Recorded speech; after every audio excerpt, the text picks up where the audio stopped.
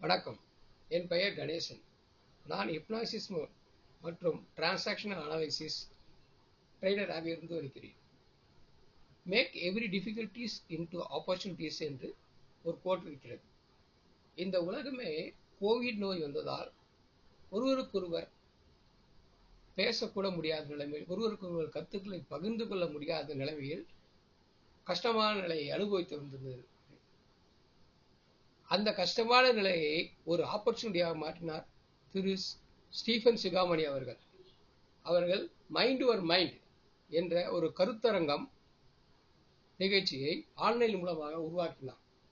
அந்த நிகழ்ச்சியினால பல விதமான மக்கள் பயனடைந்துள்ளனர். ஆயக்கலைகள் 64 கற்று தேர வேண்டும் என்று கூறுவார்கள்.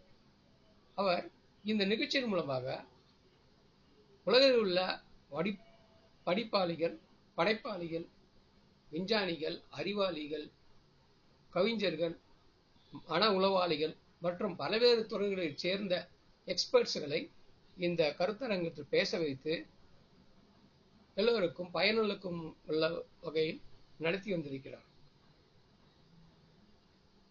இந்த நிகழ்ச்சியானது கலந்து கொள்வோர் எல்லோரையும் பேச வைக்கும் முயற்சியாகவும் இருந்திருக்கிறது.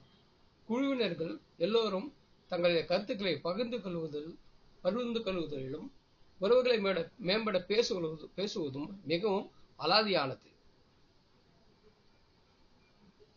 உலகத்தில் உள்ள மனநோயாளிகளுக்கெல்லாம் காரணம் என்ன என்று டாக்டர் எரிக் பெர்ன் அவர்கள் தனது what you say after you say என்ற புத்தகத்தில் ஒருவருக்கொருவர்